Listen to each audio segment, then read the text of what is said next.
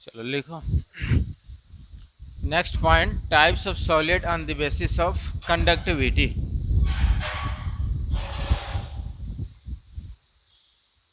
यानी electrical properties में solid का, यानी प्रॉपर्टी जब सॉलिड पहले लिख लेना उसके बाद है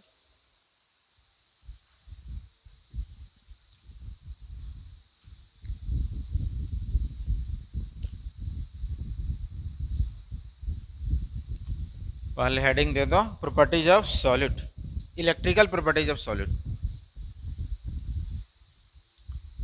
उसके बाद ये लिख लेना उसमें। कल हम लोग देखे थे मैग्नेटिक प्रॉपर्टीज सॉलिड का, यह है इलेक्ट्रिकल प्रॉपर्टीज ऑफ सॉलिड, और उसमें ये types of solid on the basis of conductivity.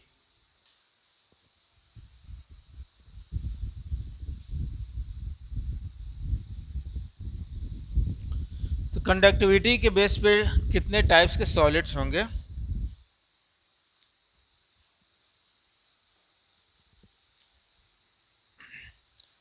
तो on the basis of conductivity there are 3 types of solids, और वो हो जाएगा एक तो conductor,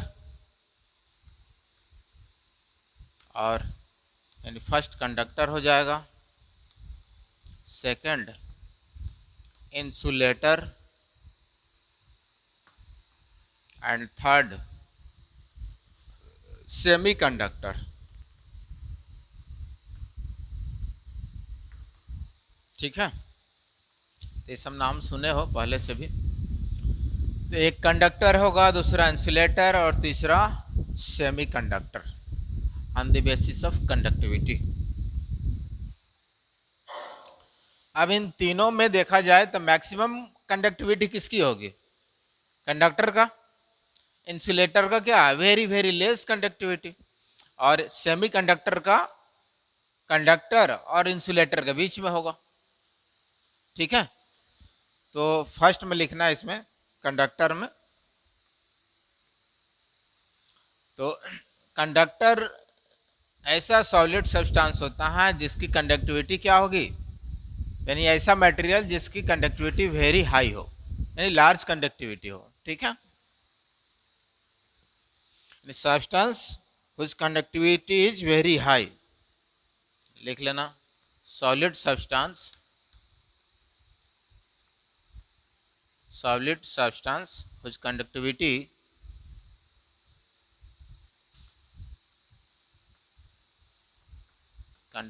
is very high।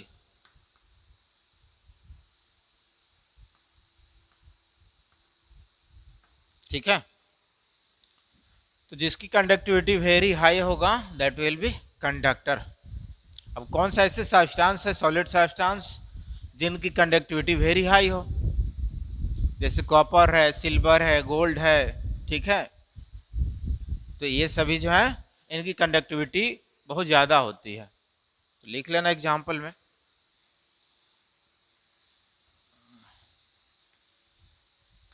Copper, silver, gold. ठीक है, ये सभी सब्सटेंस जो है इनकी कंडक्टिविटी हाई होती है। एल्युमिनियम भी है, उनकी भी कंडक्टिविटी वेरी हाई होती है। जो जितने भी वायर लगाया गया है वो करंट को पास करने के लिए, कौन से एल्युमिनियम वाले तो हैं। अब ये लगा दिया जाए तो दिन में ही चुरा कर लेके चले जाएंगे, गोल्ड वगैरह का लगा दिया जाए तो। ठीक है, तो इसमें एल्युमिनियम भी हो जाएगा, आयरन भी है। ठीक है, बहुत सारे हैं कुछ, चलो नोट कर लो। तो क्या, हाँ, तो लार्ज कंडक्टिविटी नहीं होगी, मेटल तो है होगा जिनके पास ऐसे फ्री इलेक्ट्रॉन्स है। कंडक्टिविटी का मेन रेस्पॉन्सिबल फैक्टर क्या है? वायलेंस इलेक्ट्रॉन होनी चाहिए। ठीक है, तो वायलेंस इलेक्ट्रॉन होगा तो इलेक्ट्रॉन मूव करेगा, चार्ज फ्लो करेगा, चार्ज फ्लो करेगा तो करंट फ्लो करेगा। ठीक है, तो और करंट और चार्ज एक दूसरे का अपोजिट डायरेक्शन में फ्लो करते हैं, यानी इलेक्ट्रॉन फ्लो कर रहा है तो चार्ज फ्लो कर रहा है। तो अगर इलेक्ट्रॉन इस डायरेक्शन में फ्लो कर रहा है तो करंट अपोजिट में करता। ठीक है, तो इनकी कंडक्टिविटी लार्ज होती है। ठीक है, और ऐसे सब्सटेंस को हम लोग कंडक्टर बोलते हैं। तो वही हो जाएगा। चलो नोट कर लो। अब इनकी कंडक्टिविटी रेंज क्या होगी वो भी लिख लेना नीचे में, अगला point. Conductivity range of conductors, यानी रेंज ऑफ कंडक्टर्स। इस तरह के यानी कि मटेरियल्स की कंडक्टिविटी जो रेंज होती है वो 10 to the power 4 to 10 to the power 7 ohm per metre होती है। ठीक है, ये इसका रेंज है। तो मैक्सिमम होगा तो गुड कंडक्टर होगा, मिनिमम होगा तो उतनी गुड नहीं होगा लेकिन कंडक्टर होगा। ओम पर मीटर।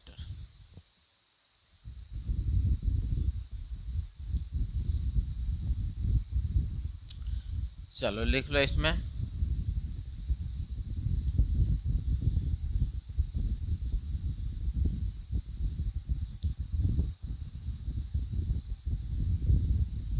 तो ऐसे सब्सटेंस में करंट क्या होता है, इजी वे में फ्लो करता है। ठीक है, तो एक और पॉइंट में लिख लेना नीचे, ये फर्स्ट पॉइंट, सेकंड, थर्ड में लिख लेना। थर्ड पॉइंट में लिख लेना लार्ज अमाउंट ऑफ करंट। इस तरह के मटेरियल से जो है large amount of current pass करता है, तो लिख लेना large amount of current can flow, large amount of current can flow easily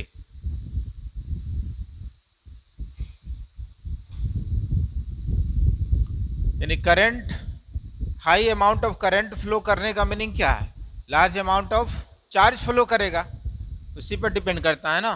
Q क्या होता है, Q equals to N E भी होता है और Q equals to I T भी होता है। इसका मीनिंग यानी एन ई इक्वल्स टू क्या हो गया, आई टी। तो जितना नंबर ऑफ इलेक्ट्रॉन ज्यादा फ्लो करेगा करंट उतनी ही। ठीक है, तो इस चलो लिख हो गया, large amount of current can flow easily. ठीक है, चलो इंसुलेटर में लिख लेना, insulator.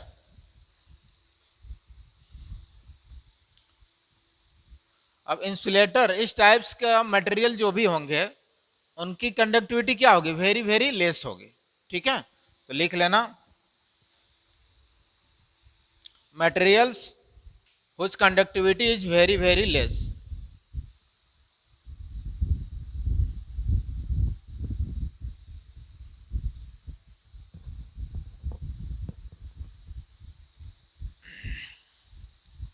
materials or solids whose conductivity is very very less। और इसकी कंडक्टिविटी रेंज है, लिख लेना range of conductivity 10 to the power -20 से 10 to the power -10 Om per metre होता है कंडक्टिविटी रेंज। बहुत कम है ना। इसमें एग्जांपल में लिख लेना कौन सा मटेरियल हो जाएगा जो इंसुलेटर का काम करेगा, जैसे प्लास्टिक है, रबड़ है, वुड है, ठीक है, सल्फर है, लिख लेना एग्जांपल में। क्या, पीवीसी, पीवीसी पाइप, हाँ तो वही प्लास्टिक में ही तो आ जाएगा ना। वुड प्लास्टिक में तो बोला ही, प्लास्टिक, सल्फर भी है, यह भी जो है, ठीक है, रबड़ लिख लो, ये सभी इंसुलेटर का काम करता है। या इंसुलेटर का काम करने का मीनिंग क्या करता है, ये करंट को फ्लो करने की टेंडेंसी नहीं रखता, यानी अलाउ नहीं करता। तो लिख लेना which do not allows the flow of electron.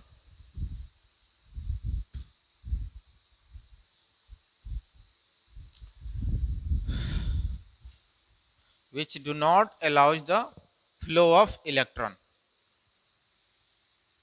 यानी इलेक्ट्रॉन ही नहीं फ्लो करेगा, अलाउ ही नहीं करेगा, तो फिर जो है करंट कहाँ से फ्लो करेगा। ठीक है, तो लिख लो, इस तरह का मटेरियल्स अलाउ नहीं करता। सेमीकंडक्टर,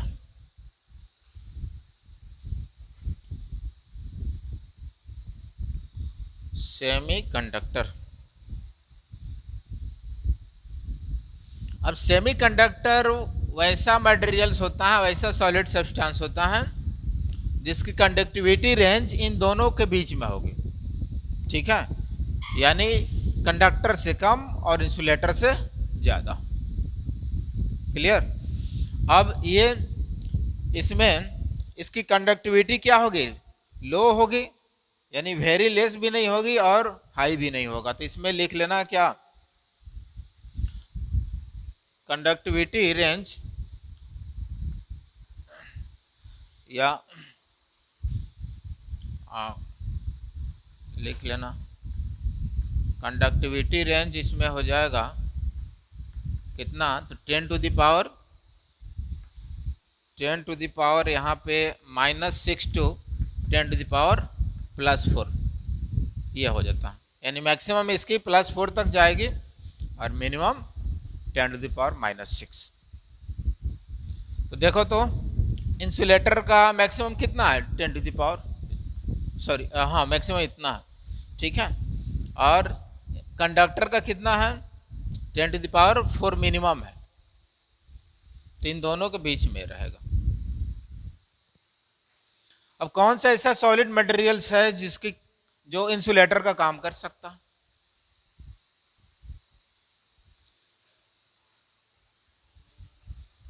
लिख लेना एग्जाम्पल में, जैसे सिलिकॉन है और जर्मेनियम है, ये सेमीकंडक्टर का काम करता है। लिख लेना। फोर्थ फैमिली का है, फोर्थ सब ग्रुप ए फैमिली का, यानी कार्बन, सिलिकॉन, जर्मेनियम उसी ग्रुप में है ना। ठीक है, चलो नोट कर लो।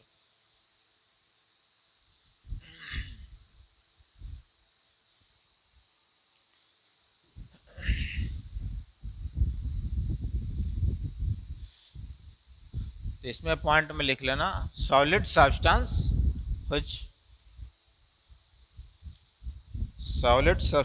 और solid materials whose conductivity is low, यानी वेरी लो नहीं है, लो है। ठीक है, यानी इंटरमीडिएट वाले हैं।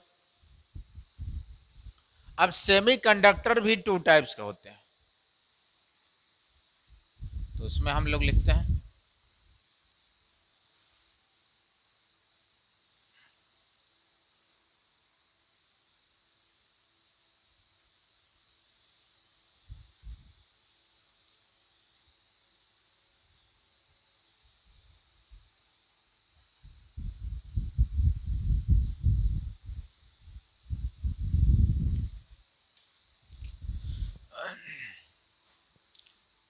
देखो सिलिकॉन का जो क्रिस्टल स्ट्रक्चर होता है इस टाइप से होता है।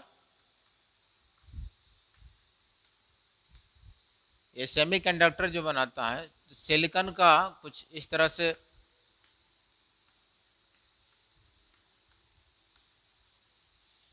अब देखो सिलिकॉन के आउटर मोस्ट में कितने इलेक्ट्रॉन होते हैं,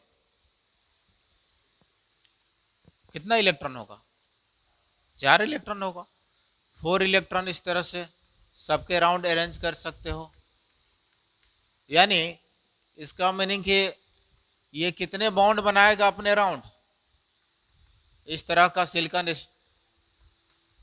स्ट्रक्चर बनाता है, क्रिस्टल स्ट्रक्चर। ठीक है, अब देखो यहां पे ये क्रिस्टल स्ट्रक्चर में एक भी फ्री इलेक्ट्रॉन्स है, एक भी यहां पे फ्री इलेक्ट्रॉन नहीं है। तो कंडक्टर का काम कैसे करेगा, कंडक्टिविटी शो करने के लिए क्या होनी चाहिए, फ्री इलेक्ट्रॉन्स होनी चाहिए। इसके पास एक भी फ्री इलेक्ट्रॉन नहीं है। ठीक है, तो कंडक्टिविटी का काम यानी ये कंडक्टर का काम जो सेमीकंडक्टर कैटेगरी में रखा गया है कैसे करेगा, तो यहां पे एक पॉइंट में लिख लेना, absolute zero temperature, absolute zero temperature क्या होता है? जीरो केल्विन को बोला जाता है। तो जीरो केल्विन को एब्सोल्यूट जीरो टेम्परेचर बोला जाता है। तो इस टेम्परेचर पे यानी एब्सोल्यूट जीरो टेम्परेचर पे इसका कंडक्टिविटी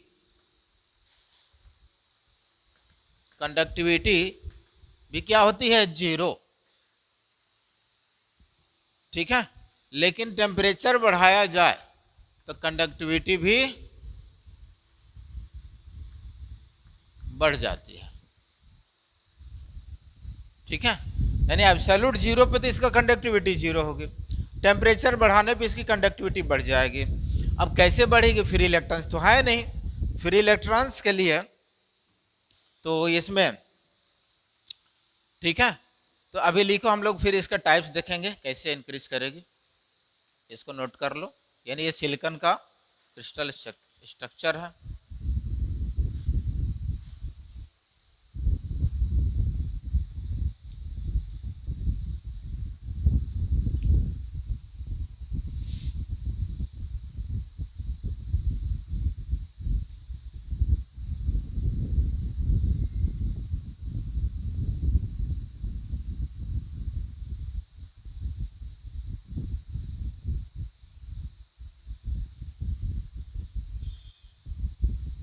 हो गया।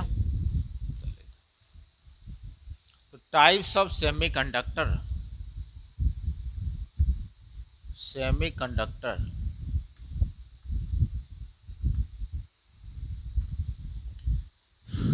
There are two types of semiconductor. एक हो जाएगा इंट्रिंसिक बोलेंगे और दूसरा एक्सट्रिंसिक बोलेंगे। ये टू टाइप्स का सेमीकंडक्टर होगा, एक इंट्रिंसिक सेमीकंडक्टर और दूसरा एक्सट्रिंसिक सेमीकंडक्टर।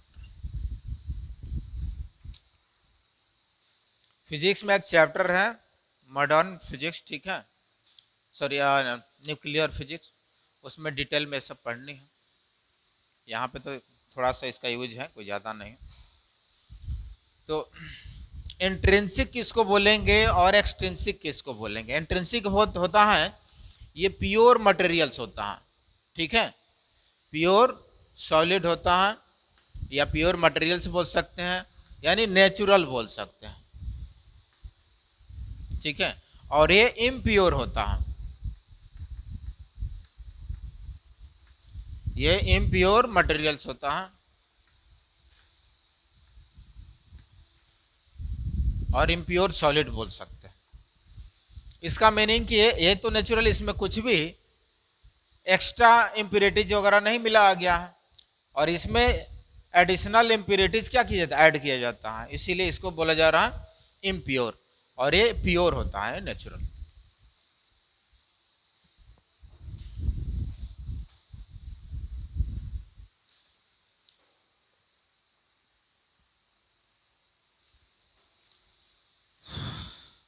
अब मैं इसी में दिखा दे रहा हूं, ये इंट्रिंसिक का सिलिकेट स्ट्रक्चर, ये तो दोनों के लिए कॉमन होगा, बट यहां पे मैं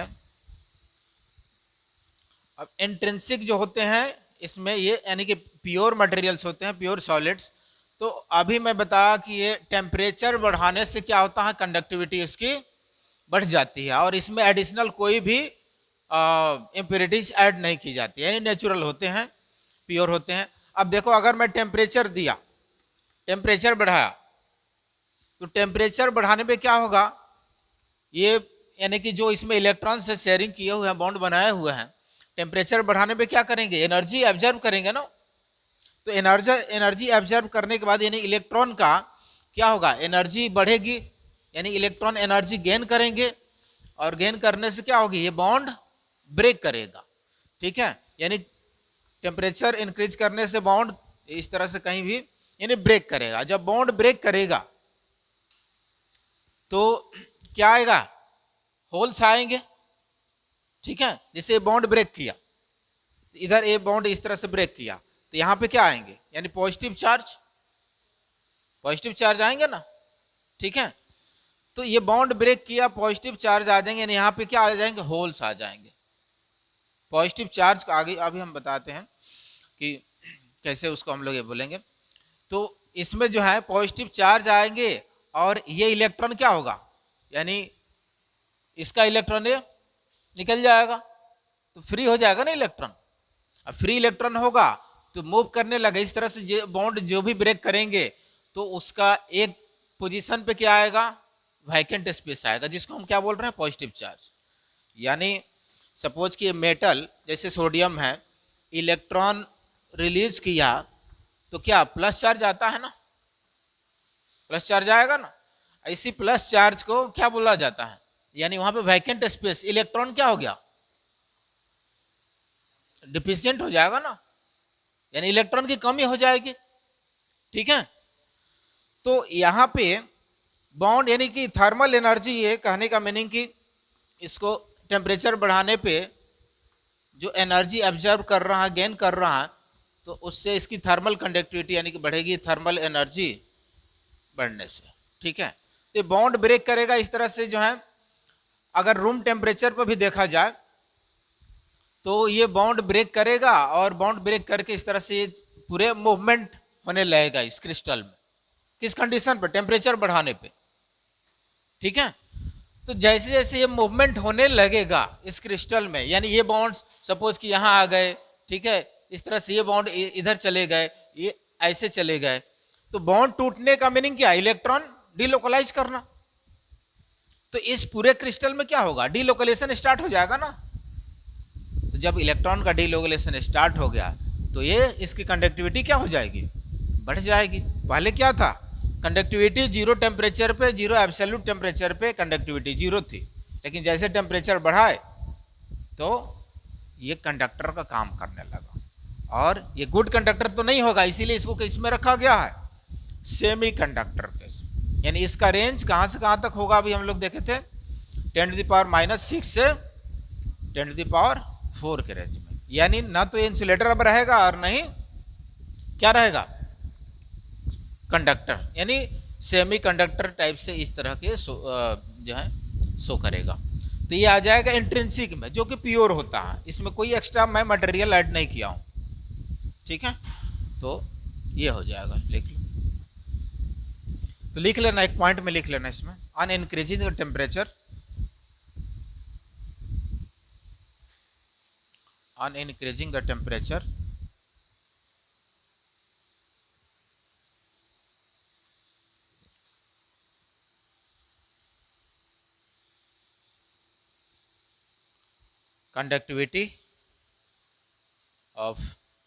conductivity of solid crystal increases. On increasing the temperature, conductivity of solid crystal increases. Conductivity of solid crystal increases because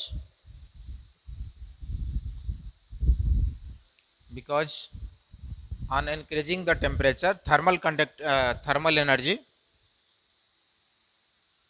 increases, thermal energy increases, and some bonds are broken in the crystal, and some bonds are broken in the crystal, solid crystal. ठीक है, तो bonds जब break करेगा तो temperature increase करने पे तो क्या होगा, इलेक्ट्रॉन का डिलोकलेशन होने लगेगा। ठीक है, और इस तरह से ये कंडक्टर का काम करने लगेगा।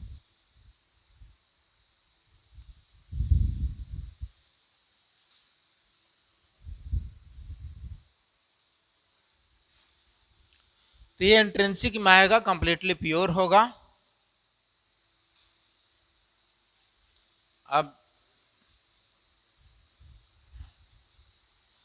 अब एक्सटेंसिक का भी दो पार्ट है, छोटा है, थोड़ा सा देख लेते हैं बस इसमें।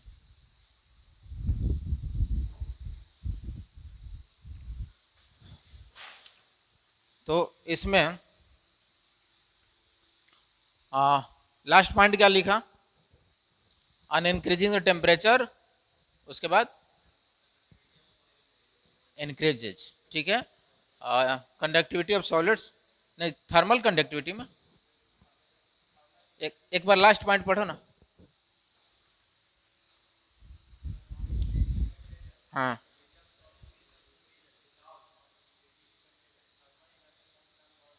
some bonds are broken and delocalization of electron, वो भी लिख लेना, and delocalization of electrons starts, delocalization of electron starts। Extrinsic, दूसरा पॉइंट है एक्सट्रिंसिक,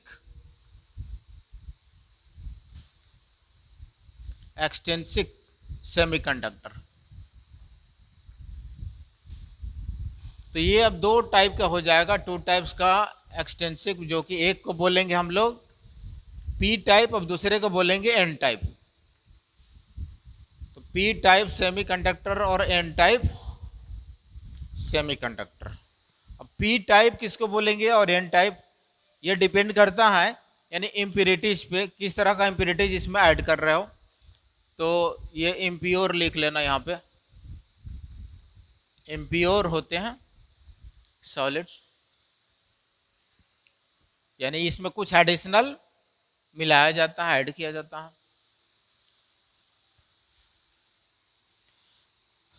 अब देखो यहाँ पे, जैसे मैं 13 सब ग्रुप ए का एलिमेंट्स लिया, सॉरी थर्ड सब ग्रुप ए का, या 13 ग्रुप बोल सकते हैं। इसमें कौन कौन से एलिमेंट है? बाल गंगा, इंडियन तिलक, यही है ना, यह है। और दूसरा है 15th में, यानी 5th सब ग्रुप ए, इसमें कौन कौन से हैं? यह है नाना पापा आंटी सब बीमार, नाइट्रोजन, फास्फोरस, आर्सेनिक, एंटीमनी और बिस्मथ, ठीक है। तो ये नाइट्रोजन फैमिली है और ये बोरॉन फैमिली भी इसको बोला जाता है। तो इस ग्रुप्स में जितने भी एलिमेंट्स हैं, कैसे एलिमेंट, कैसे कंपाउंड का फॉर्मेशन करते हैं? इलेक्ट्रॉन डिफिशिएंट, जैसे BCl3, AlCl3, इसको क्या बोला जाता है? लुईस एसिड बोला जाता है ना। और लुईस एसिड क्यों बोला जाता है? इलेक्ट्रॉन डिफिशिएंट कंपाउंड का फॉर्मेशन करते हैं। तो ऐसे एलिमेंट्स जो होते हैं वो इलेक्ट्रॉन डिफिशिएंट होते हैं और ये इलेक्ट्रॉन रिच होते हैं, यानी बॉन्ड बनाने के बाद भी इनके पास क्या रहता है? लोन पेयर अवेलेबल रहता है, ठीक है।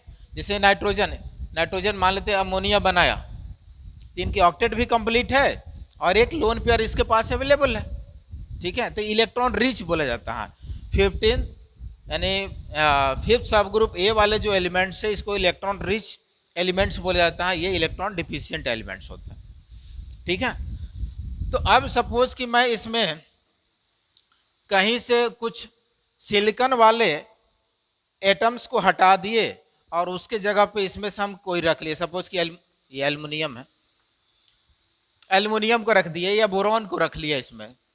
तो देखो यहाँ पे सपोज कि मैं इसको हटा दिया यहाँ से, और यहाँ पे मैं क्या रख दिया? एल्युमिनियम। तो अब बताओ कि एल्युमिनियम मैं रखा यहाँ पे, तो एल्युमिनियम तो 3 ही बॉन्ड बनाएगा अपने पास, क्योंकि इसके आउटर मोस्ट में वैलेंशियल इलेक्ट्रॉन कितने होते हैं? 3। तो ये अपने अराउंड टोटल कितने बॉन्ड्स बनाएंगे? 3। तो एक बॉन्ड तो ये फ्री, यानी कि इसके पास इलेक्ट्रॉन फ्री हो गया ना, एक बॉन्ड टूट गया, एक बॉन्ड खत्म हो गया। जब खत्म हो गया तो यहाँ क्या हो जाएगा? वैकेंसी क्रिएट हो जाएगी ना, इलेक्ट्रॉन डिफिशिएंट।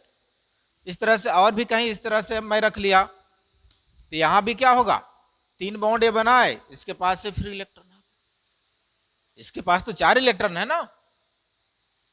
लेकिन अब एक बॉन्ड जब हट गया, ब्रेक हो गया, यानी कि इम्प्योरिटी जाने से, तो इसके पास फ्री इलेक्ट्रॉन आ गए और इसके पास क्या आ गया? फिर वैकेंसी आया।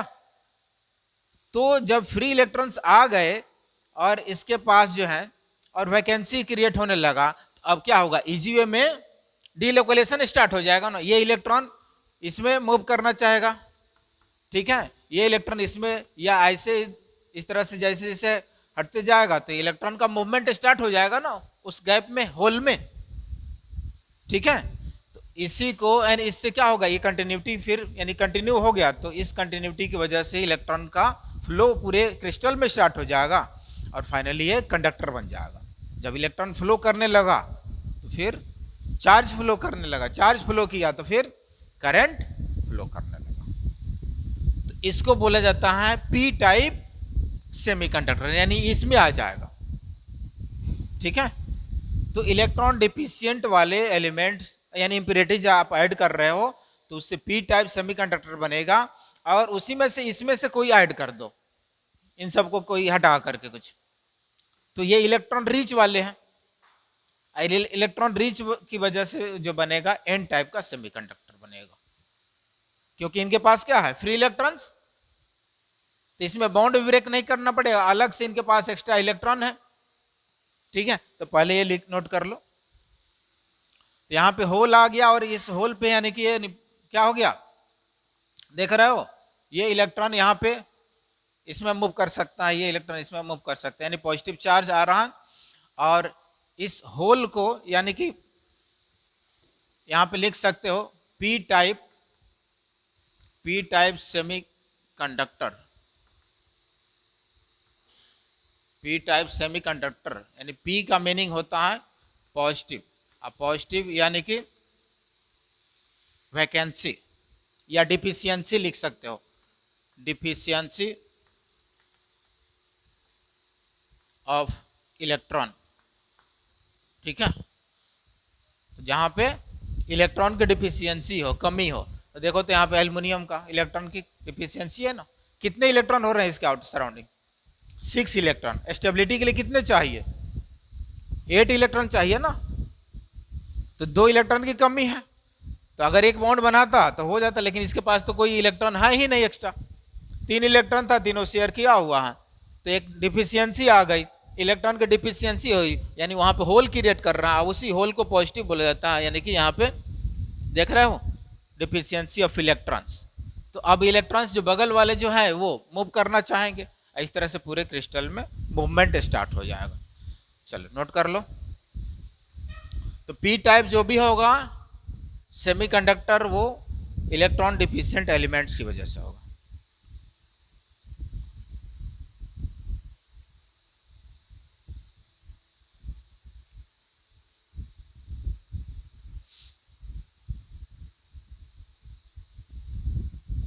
तो एक पॉइंट में लिख लेना, electron deficient elements, electron deficient elements, या यहां पे मैं लिख दे रहा हूं electron deficient elements for P type semiconductor. और इलेक्ट्रॉन डिफिशिएंट कौन से होते हैं,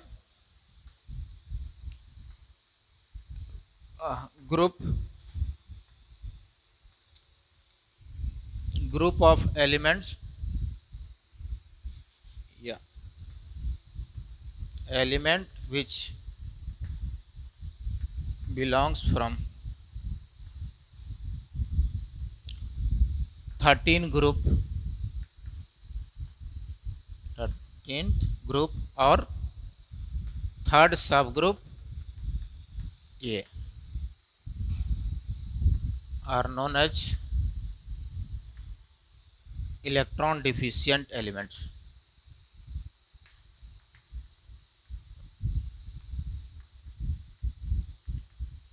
ठीक है, 13 ग्रुप बोल सकते हैं, या थर्ड सब ग्रुप ए वाले जो एलिमेंट्स है इलेक्ट्रॉन डिफिशिएंट एलिमेंट बोला जाता है।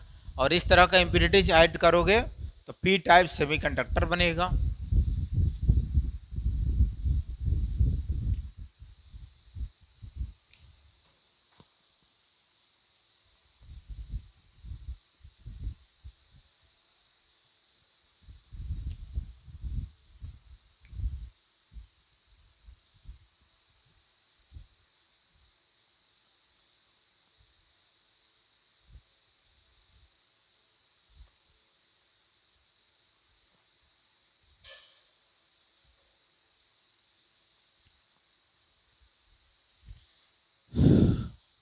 हो गया।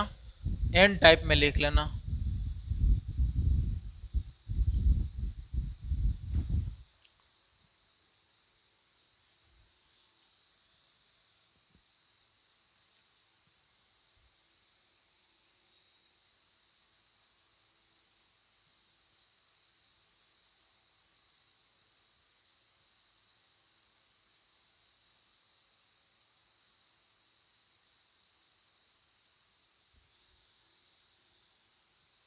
हो गया। चलो अब एन टाइप का है कि जैसे ये पहला वाला स्ट्रक्चर था, उधर मैं बना दूं क्या? चलो उधर बना देता हूँ, देख लिया, ये लिख लिया हो, नोट कर लिया हो? उसी में अब एन टाइप में कहने का मैंने कि इस तरह का जो भी एलिमेंट्स है इसमें, अब नाइट्रोजन मैं नहीं कर सकता, उसमें नाइट्रोजन मैं ऐड नहीं कर सकता। क्यों? नाइट्रोजन क्या है? गैस है ना। कुछ मेरे को जो भी इसमें ऐड करना है या तो मेटलोइड्स या मेटल करना है, तो ये नाइट्रोजन को मैं इसमें नहीं ऐड करूँगा। ठीक है, फास्फोरस को कर सकता हूँ, आर्सेनिक को कर सकता हूँ, एंटीमनी को कर सकता हूँ, इन सब को कर सकता हूँ। तो अब पहले वाला स्ट्रक्चर मैं यहाँ पे रहने दिया सिलिकॉन, और ये 4 बॉन्ड्स बनाया हुआ है यहाँ पे। अब देखो यहाँ पे मैं क्या कर दिया, इसमें से कोई जैसे आर्सेनिक में डाल दिया इसमें, या एंटीमनी वगैरह या फास्फोरस वगैरह डाल दिया। ठीक है, तो यहाँ पे अगर मैं आर्सेनिक डाला तो इसके आउटर मोस्ट में कितने इलेक्ट्रॉन? 5, 4 तो बॉन्ड फॉर्मेशन में पार्टिसिपेट कर गए हैं। अब इनके पास क्या है? एक फ्री इलेक्ट्रॉन है ना। फिर यहाँ अगर मैं या कहीं भी और भी मैं ऐड कर दिया, यहाँ आर्सेनिक कर दिया, तो इसके पास भी क्या है? Free electrons. तो ऐसे एलिमेंट्स को यानी कि ऐड करने से इस तरह के क्रिस्टल में या इम्प्योरिटीज को ऐड करने से क्या होगा? फ्री इलेक्ट्रॉन्स आ जाएंगे। वो फ्री इलेक्ट्रॉन्स का मूवमेंट, इलेक्ट्रॉन क्या होता है? स्टेशनरी पार्टिकल तो होता नहीं है, वो ऑलवेज क्या करता है? यानी मूव करते रहता है। तो फ्री इलेक्ट्रॉन्स आ गए तो इनका मूवमेंट तो चालू रहेगा पूरे क्रिस्टल में, कंप्लीटली होल क्रिस्टल में क्या मूव करते रहेंगे। ठीक है, और इसका मूवमेंट की वजह से इसमें कंडक्टिविटी डेवलप कर जाएगी, यानी ये करंट फ्लो करने के लिए अलाउ करेंगे क्रिस्टल। ठीक है, और इसीलिए इसको क्या बोला जाएगा? सेमीकंडक्टर। और कौन सा सेमीकंडक्टर? N type. क्यों? क्योंकि ये इलेक्ट्रॉन रिच वाले हैं। तो इसमें लिख लेना N type semiconductors are formed by impurities of electron rich species। ठीक है, यानी लिख लेना इलेक्ट्रॉन रिच एलिमेंट्स और species forms, electron rich elements form N type semiconductor. N type semiconductor.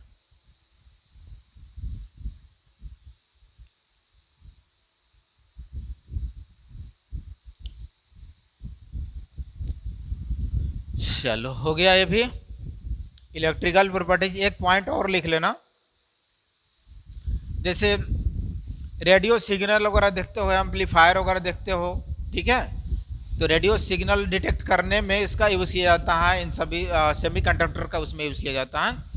और रेक्टिफायर वगैरह में यूज़ किया, डायोड में यूज़ किया जाता है। डायोड नाम सुने होंगे ना। ठीक है, तो लिख लेना एक point, combination of n type and p type of semiconductor, combination of n type and p type of semiconductor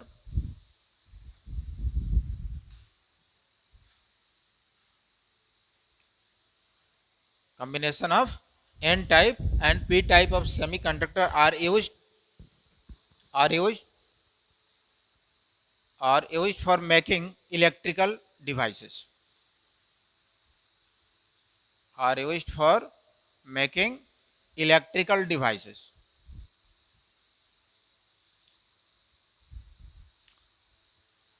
यानी इन दोनों को कंबाइन करके, कॉम्बिनेशन करा करके तो इलेक्ट्रिकल डिवाइस बनाने का काम किया जाता है। जैसे डायोड हो गया, रेक्टिफायर हो गया। ठीक है, रेडियो सिग्नल को डिटेक्ट करने में इसका यूज किया जाता है। एक दूसरा पॉइंट लिख लेना, diode is a diode electrical device है ना, डायोड का नाम सुने हो ना।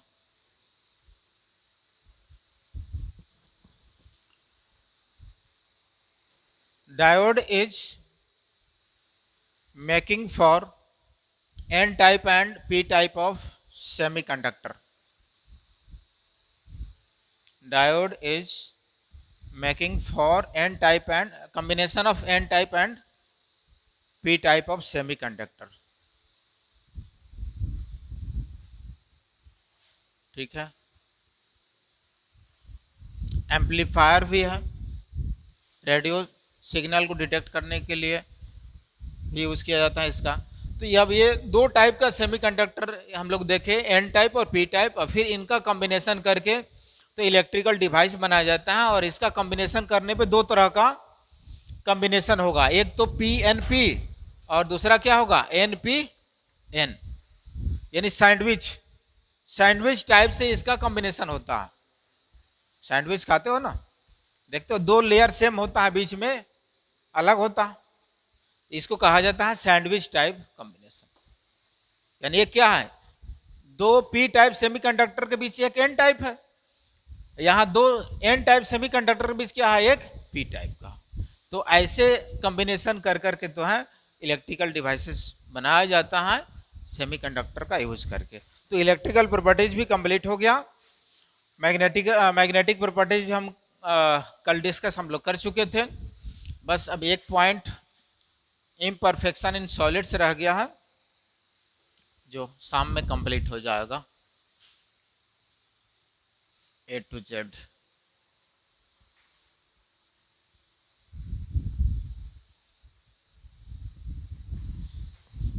तो ये सब छोटे छोटे पॉइंट्स था इसका, ठीक है, जो कि कभी कभी यूज होता है, यानी थ्योरेटिकल क्वेश्चन के लिए यूजफुल है। चलो कुछ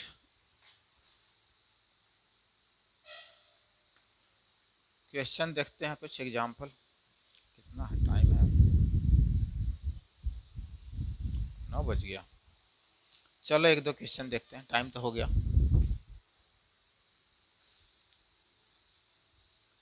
एक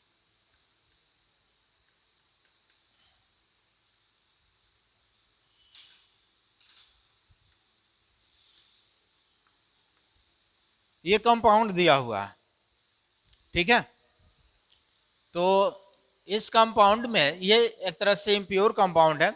इस कंपाउंड में मुझे पता करना है कि दो तरह के आयंस जो एग्जिस्ट कर रहे हैं, Fe2+ भी और Fe3+, तो परसेंटेज ऑफ आयंस कितना होगा, ठीक है।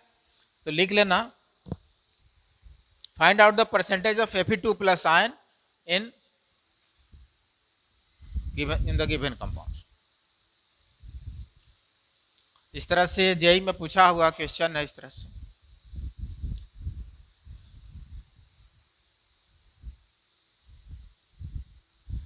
लिख लो,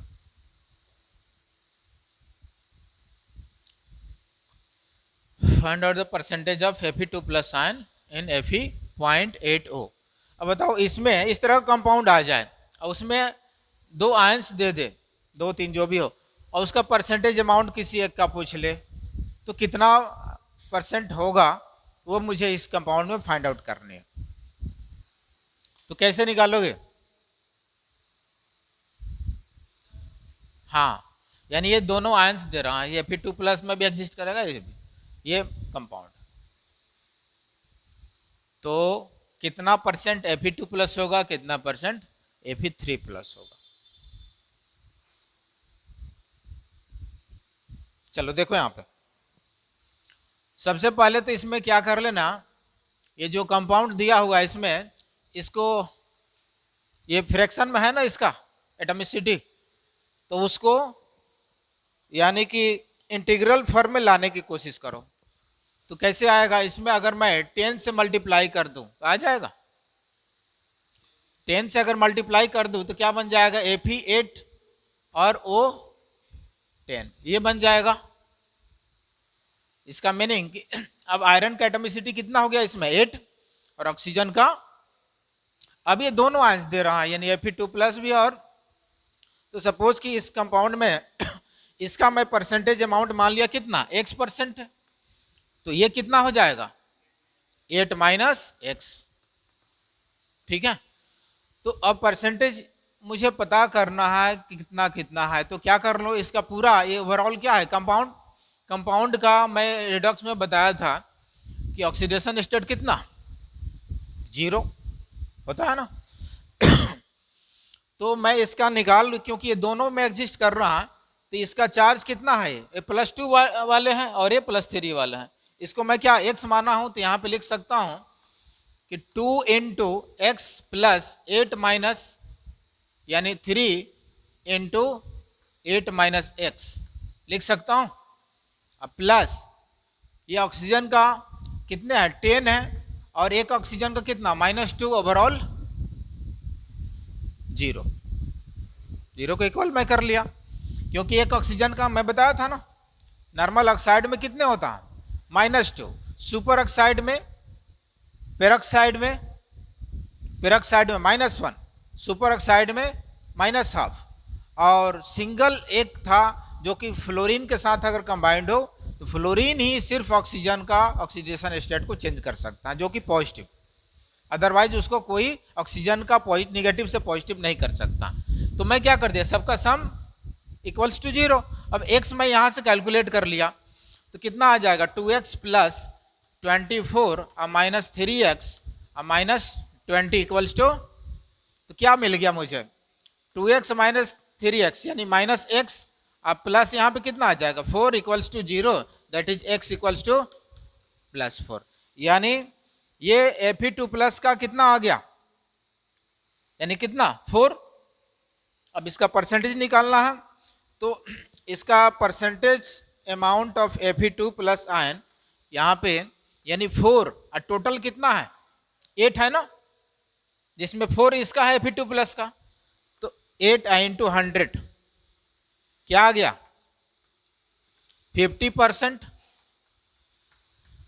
तो 50% जब ये है तो दूसरा भी क्या होगा रेस्ट जो बच गया 100 - 50 कर लिए तो ये आ गया, ये भी 50% आ गया ये।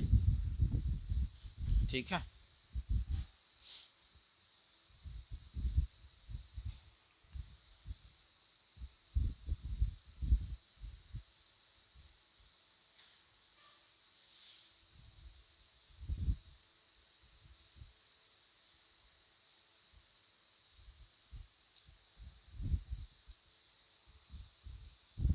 तो इस तरह से क्वेश्चन पूछता है।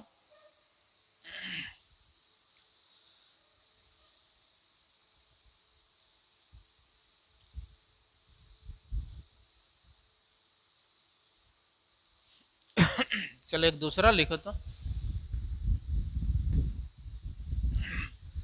देखो ये दिया हुआ कंपाउंड A6B4 और O5 ये दिया हुआ है, इसमें ऑक्सीजन है। ठीक है, अब इसमें से ऑक्सीजन को रिप्लेस करके नाइट्रोजन को मुझे रखना है, तो ऑक्सीजन वाले के लिए फार्मूला है ऑक्सीजन है तो नाइट्रोजन जो यानी ऑक्सीजन को रिप्लेस करके मैं अगर नाइट्रोजन रखूं तो इसके लिए यानी मॉलिक्यूलर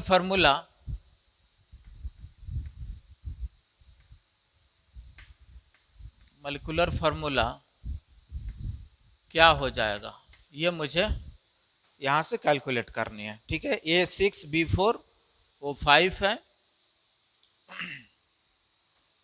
चलो इसमें सोचो तो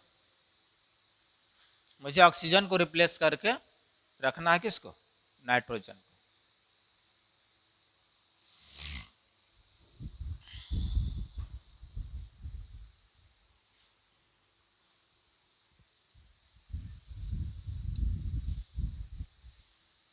क्या करोगे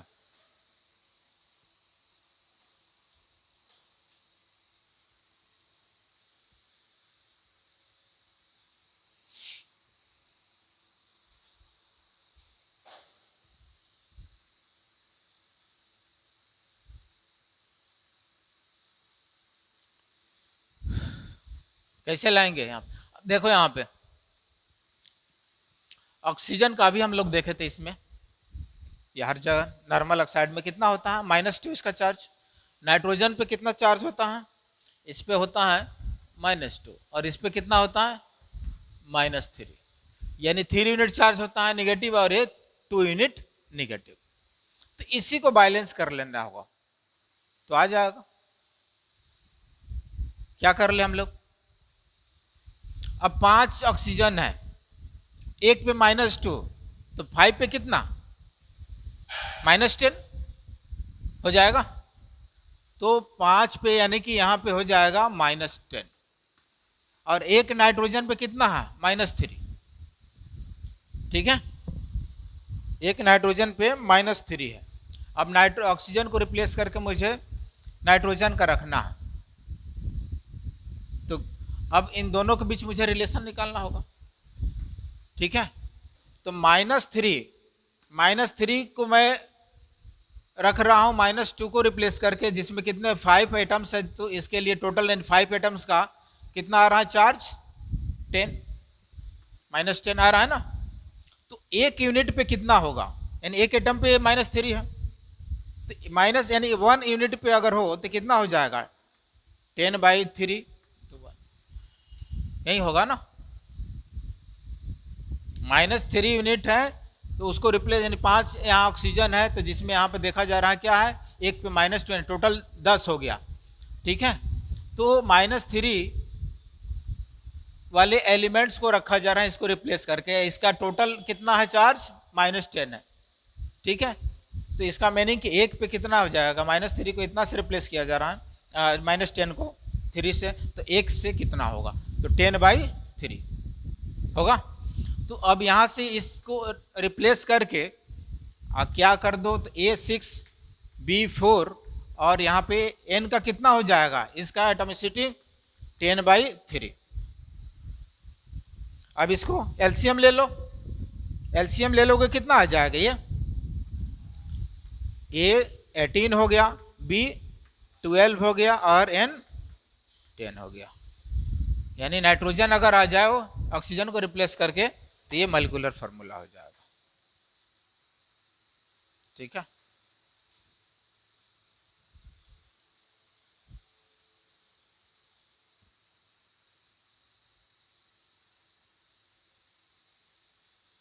ये सब भी पूछा हुआ क्वेश्चन है।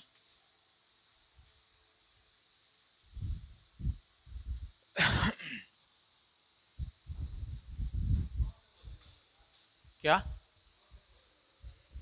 उसमें का नहीं, अलग से है, ये दोनों अलग से क्वेश्चन है। ये प्रीवियस ईयर्स में पूछा हुआ क्वेश्चन है, मतलब पिछले साल का नहीं है, बहुत पहले का पूछा हुआ क्वेश्चन, 3-4 साल पहले का।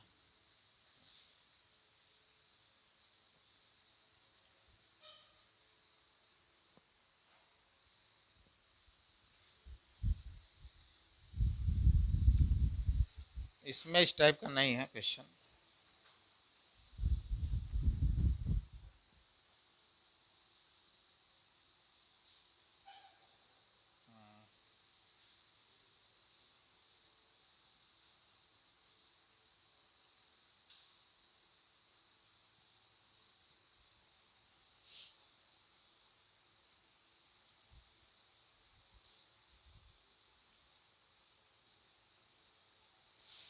चलो ये देखो 15 नंबर क्वेश्चन देखो, तो पीडीएफ वाला यहाँ का क्वेश्चन नंबर 15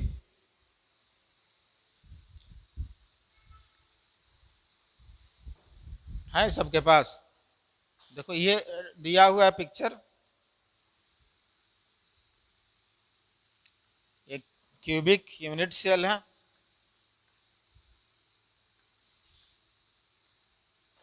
ये दिया हुआ है, और इस पॉइंट को, सॉरी यहाँ पे 3 जो है नंबरिंग किया हुआ है, यहाँ पे 1 है,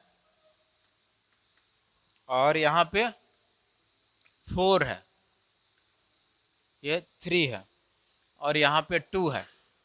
देखो यही दिया हुआ, और ये जो यहाँ पे ध्यान देना, ये एटम जो है यहाँ पे 3 वाला जो यहाँ पे दिया हुआ है, ये पॉइंट्स यहाँ पे रिप्रेजेंट किया है, ये भी तो फ्रंट वाले फेस सेंटर्ड है, ये कॉर्नर वाला नहीं है। ये कौन सा एटम बता रहा है, इसमें क्लियर दिया हुआ है, मेंशन किया है कि ये फ्रंट फेस वाला है, फ्रंट फेस के सेंटर पे है, और ये इस फेस के सेंटर पे है, और ये कॉर्नर वाला है इस कॉर्नर पे। वन एटम जो है, वन को नंबरिंग जो किया है इस कॉर्नर पे है, और ये भी इस कॉर्नर का है, लेकिन ये फ्रंट फेस का है, फ्रंट फेस सेंटर का है, और ये इस सेंटर का है, यानी फेस सेंटर का। तो पूछ रहा है इसमें क्या कि unit cell atoms are numbered as shown below, the atoms not touching each other are, यानी इन सब में कौन सा एटम एक दूसरे को टच नहीं कर रहा, ये पूछ रहा हूं। तो ऑप्शन दिया हुआ फर्स्ट में 3 and 4, 3 and 4 फर्स्ट ऑप्शन है, सेकंड ऑप्शन है 1 and 3, थर्ड ऑप्शन दिया हुआ है 1 and 2, 1 and 2, और फोर्थ ऑप्शन क्या दिया हुआ है 2 and 4। इसमें से कौन सा ऑप्शन होगा जो एक दूसरे को टच नहीं करता हो, यही बोल रहा है ना, the atoms not touching each other. हाँ ठीक है। अब देखो यहां पे ये फ्रंट फेस का है, ये फ्रंट फेस का एटम्स है, और ये इस फेस का एटम है।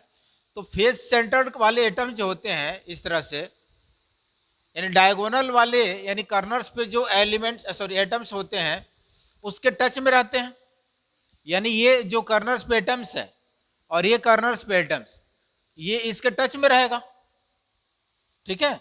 और ये आपस में टच में नहीं रहते हैं, ये सिंपल क्यूबिक में रहते हैं, बताया था ना, सिंपल क्यूबिक में ये जो कॉर्नर्स पे एटम्स होते हैं एक दूसरे के टच में रहते हैं। लेकिन फेस सेंटर और बीसीसी यानी एफसीसी और बीसीसी में ये थोड़ा सा सेपरेट रहते हैं, यानी ये एटम है और ये एटम इस तरह का होते हैं। लेकिन यही क्यूबिक सेंटर है सिंपल क्यूबिक, तो उसमें इस तरह से अरेंजमेंट होता है, इसीलिए उसमें हम लोग 2r लेते हैं, A = 2r, लेकिन इसमें A ≠ 2r होगा। तो ये आपस में टच में नहीं है, लेकिन ये डायगोनली टच में है। तो ये एटम और ये एटम क्या टच में रहेंगे? रहेंगे। तो ऐसा कहीं है? तो ऐसा तो नहीं दिया, तो ये टच में है, यानी इसके अकॉर्डिंग देख लो 3 and 4, 3 और 4 क्या ये आपस में टच में है? यानी ये भी फेस सेंटर्ड है और ये भी फेस सेंटर, ये फेस सेंटर फ्रंट का है इसका। तो उसमें भी मैं बताया था कि ये चारों आपस में टच में रहते हैं, इस तरह से उसमें मैं लिया था। ये इस फेस का सेंटर हो गया, फेस सेंटर वाले एटम, इसका ये हो गया, और इसका यानी बैक वाला के ये हो गया, फ्रंट वाले के ये, और इस फेस सेंटर वाले का ये।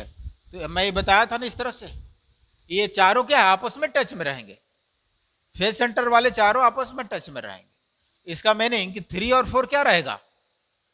टच में रहेंगे। तो ये भी नहीं होगा, फर्स्ट तो नहीं होगा, नॉट टचिंग पूछ रहा। सेकंड देख लो 1 and 3, तो 1 यहां पे है और 3 यहां पे है, तो ये कॉर्नर्स पे है और ये फेस सेंटर पे है, बताओ टच में रहेंगे? ये फेस सेंटर का है और ये डायगोनली टच में रहेंगे, ठीक है। उसके बाद थर्ड में क्या दिया मैंने, ये भी नहीं होगा।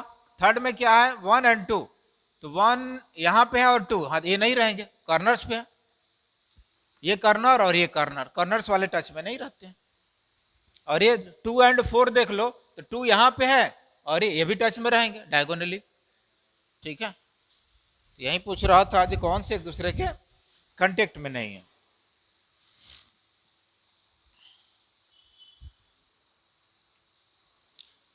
अगर 16 नंबर देखो यहाँ पे, nearest neighbour distance for primitives, ये तो हो जाएगा, सिंपल है, यानी एल ऑलरेडी दिया हुआ, एक यूनिट लेंथ कितना एल है, ठीक है। तो अब ये साइड लेंथ यानी कि एज लेंथ कितना एल है, तो फेस सेंटर यानी वाले जो डायगोनल होते हैं इसका, यानी ये कितना हो जाएगा √2l, और बॉडी डायगोनल वाला कितना हो जाएगा √3l, निकाले थे हम लोग सिंपल क्यूबिक में, ये यानी 2 है, जो कि 2r = l, a यानी l, फेस वाले हो जाएगा √2l, और बॉडी डायगोनल वाला √3l। ये 17 नंबर है। जो crystalline in A structure of face centered and FCC unit cell, the atomic radius of copper is this one, angstrom. What is the axial length on an edge of copper? Axial length पूछ रहा है, हो जाएगा। यहाँ पे दिया हुआ है एक क्रिस्टलाइन सॉलिड है, किसका? कॉपर का, और उसमें FCC स्ट्रक्चर बोल रहा है। यहाँ पे रेडियस दिया हुआ है, FCC में रेडियस दिया हुआ है एंगस्ट्रम में। तो एक्सियल लेंथ पूछ रहा है कॉपर का, क्या करोगे? रेडियस दिया हुआ है तो एफसीसी में रेडियस कितना होता है? R is equals to root कितना? 2√2 इंटू ए। तो रेडियस दिया हुआ, ये निकाल लेना है पुट करके, ठीक है? तो ए निकाल लेना है। सब ये उसी टाइप से। हाँ, इसमें एक 19 नंबर देखो तो ये क्वेश्चन ठीक लग रहा। 19 number, a sample of element has 12.08 into 10⁻23, 12.08 into 10⁻23 BCC unit cell, BCC unit cell, ठीक है? Total number of atoms in given sample, ये पूछ रहा हूं। यानी BCC यूनिट सेल दिया है, इसका मीनिंग कि 8 एटम्स कर्नर्स पे होंगे और एक बॉडी सेंटर पे होंगे। तो BCC में टोटल एटम्स कितने? इफेक्टिव एटम्स 2, ठीक है? BCC स्ट्रक्चर में इफेक्टिव नंबर ऑफ एटम्स कितना? 2 होगा। और उस सैंपल का दिया हुआ है इतने एटम्स है, कितना? एलिमेंट का सैंपल जो दिया हुआ है 12.08 इंटू 10⁻23 दिया हुआ एक यूनिट सेल में, ठीक है? तो 2 यूनिट सेल का क्या हो जाएगा? यानी एक यूनिट सेल का जो सैंपल दिया उतना दिया हुआ, तो इसमें कितना हो जाएगा? एलिमेंट का सैंपल जो दिया हुआ है 12.08 इंटू 10⁻23, तो 2 से मल्टीप्लाई कर दो। BCC में 2 एटम है ना, तो ये नंबर हो जाएगा इसमें।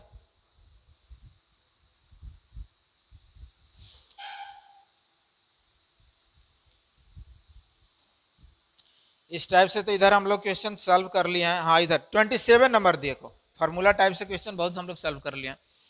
27 नंबर देखो तो, how many nearest and next nearest neighbours respectively potassium have in BCC lattice. Potassium का दिया हुआ है लैटिस, BCC स्ट्रक्चर दिया हुआ है, तो क्या होगा?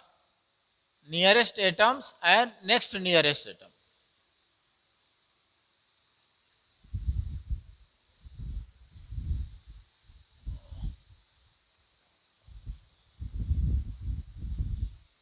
नियरेस्ट एंड नेक्स्ट नियरेस्ट, ये पूछ रहा हूं।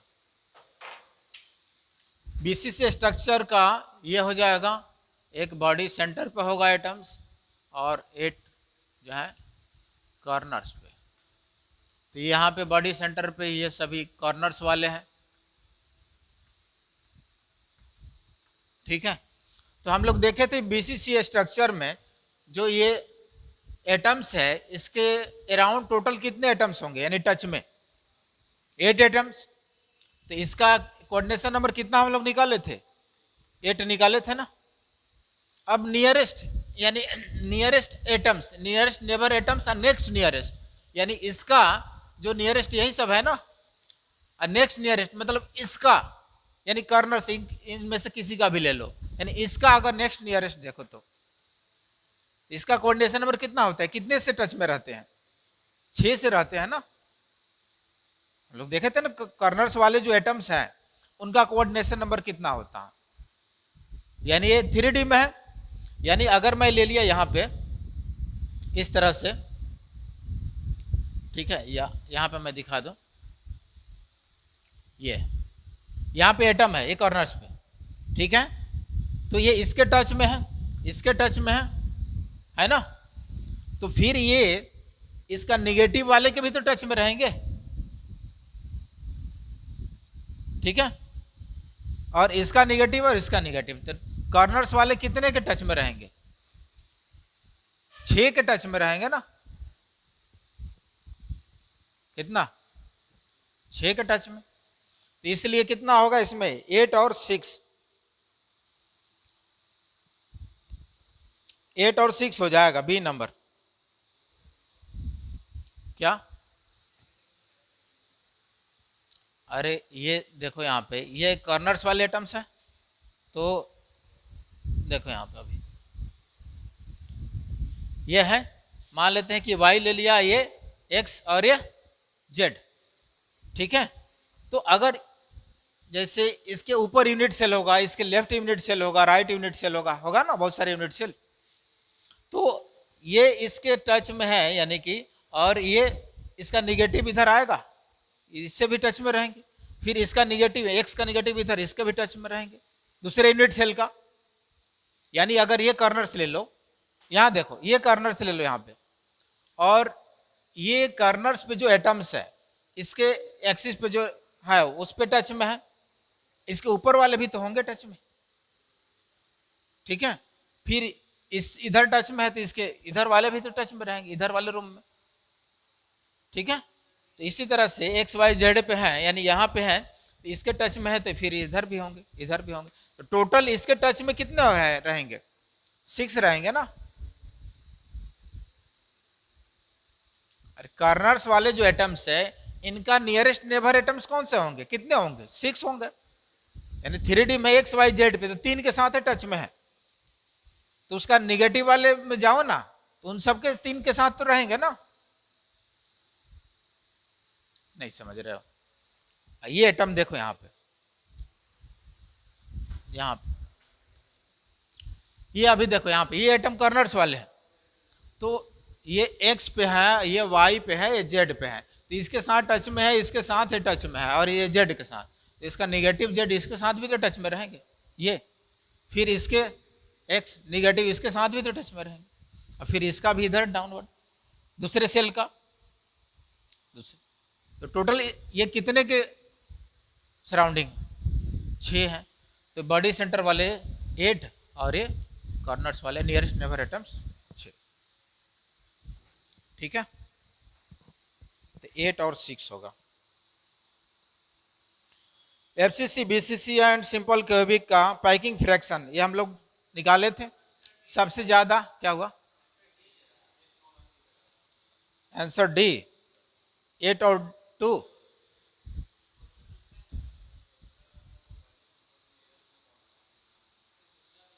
how many nearest and next nearest neighbors respectively potassium have been BCC lattice, 2 कहाँ से होगा,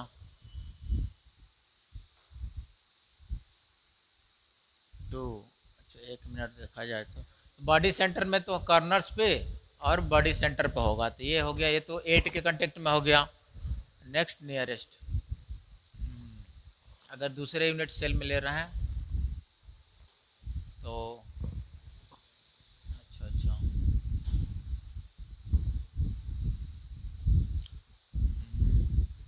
नहीं, 2 कहाँ से होगा, 2 नहीं होगा, देख लेना नेट पे देख लेना, 2 नहीं होगा।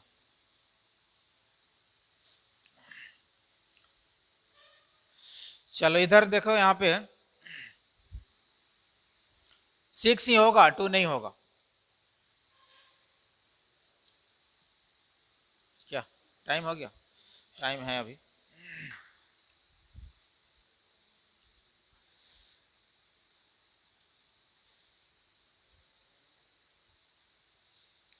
इधर इधर इधर,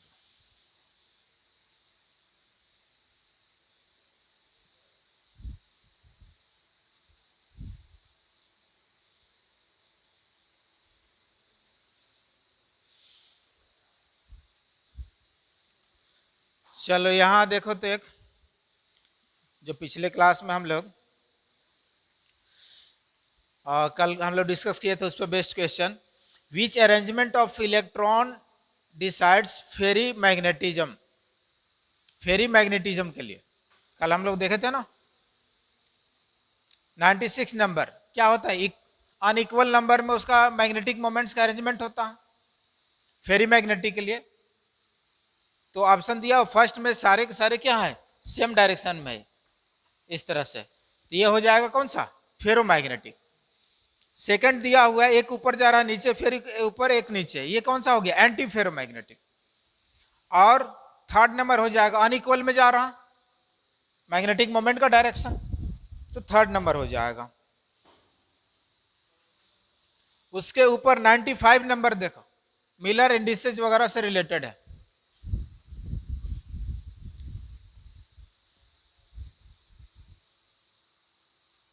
देखो तो 95 number, for a cubic unit cell the distance HLD between planes with Miller indices HKL is given by,